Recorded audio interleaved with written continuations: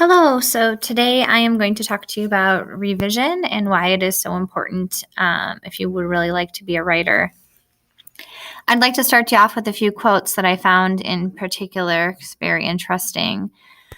The first one is by Henry Green. It says, "The more you leave out, the more you highlight what you leave in," meaning that a good writer is going to cut what is unnecessary and only leave the bare bones. The second quote is by William Faulkner. "In writing, you must kill all your darlings." And what Faulkner means there is that sometimes when we write things, we think that we are creating these really pretty words and putting them together in a beautiful way.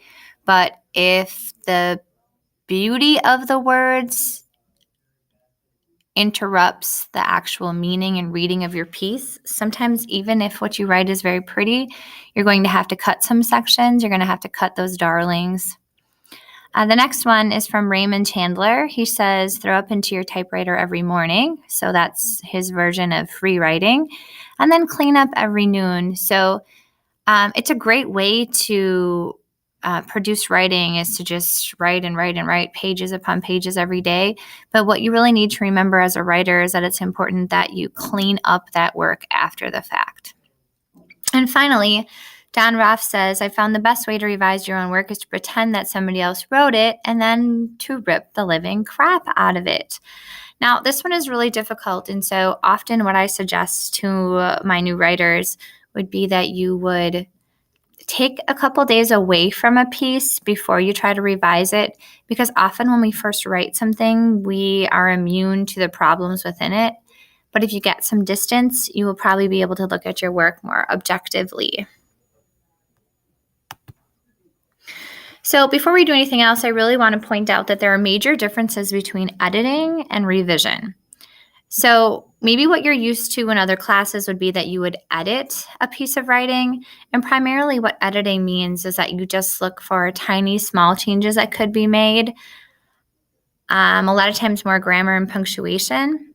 But although I am looking for editing in a final draft, what I'm looking for more from you for this assignment is your ability to revise and almost completely reconstruct. So revision is actually making big changes to an overall structure, intent, or design of the piece. So I'd like to talk to you about a process called STAR revision. This is developed by Kelly Gallagher, one of the gurus in teaching English. And the acronym STAR is supposed to help you remember the words substitute, take out, add in, add in, and rearrange. So substitute, take out, add in, and rearrange. So substitute would be substituting words for additional words, content for other content. You're going to make some big changes. To take out would mean to cross out problematic chunks that are off topic, don't make sense, or detract from the piece. Add in, what could the author add in to aid understanding of the piece or help improve it? And rearrange, how could the author arrange the essay or piece differently? Is there a better place to start? Then could flashbacks be used to include background information later? So Kelly Gallagher talks about how good writing is kind of like pimping your ride, MTV style. So if you could just take a moment to think about a vehicle that you would want to drive. And if you were editing that vehicle, right, you might make some small changes, maybe get an oil change, maybe buff out a scratch on the exterior. Whereas if you're really going to pimp out that ride, right, you're going to make some major changes to that vehicle. So maybe you're going to take out the back seat and turn that into a lounge area. Maybe you're going to put some giant wheels on the car that are almost like twice the size of the actual vehicle, kind of turn it into a monster truck. Maybe you redo the whole paint, you take out the engine. So we're talking about major changes when you're actually talking about revising. So what I'd like to show you is one of the columns that I wrote for a USA Today. And I want to show you that by the time I was finished, I had 182 edits or revisions to that column. If you plan on doing any writing for newspapers, magazines, even blogs, you really have to watch your word count because space is what costs money, whether it's an advertisement that you're creating, a blog post, a newspaper article, a magazine article. Space costs those companies money, and so you need to take up the least amount of space possible to have the maximum amount of effect. And so if I click on or I click through this column, I just want to show you some of my editing pages. So if you look here, so we have my original version, and then you see some of the revision changes that I made, and these are actual revisions. So for example, originally it said, "Till death do us part." That's what they said, and it seems, and then I said, "Unlike the rest of the world," they actually mean it because my parents have been through 59 years of marriage and 9 children, snotty noses and police citations, Band-Aids and bloody noses, toddlers and teenagers. They've made it. So you'll see I crossed out "and boyfriends." I changed "you" to "they." Sometimes changing the point of view can make a huge effect on a piece. I added in this short sentence at the end to really help nail down my varied sentence structure. And then "till death do us part," that's what they said. Still married, still breaking bread, still tending the garden, still holding apple blossom festivals.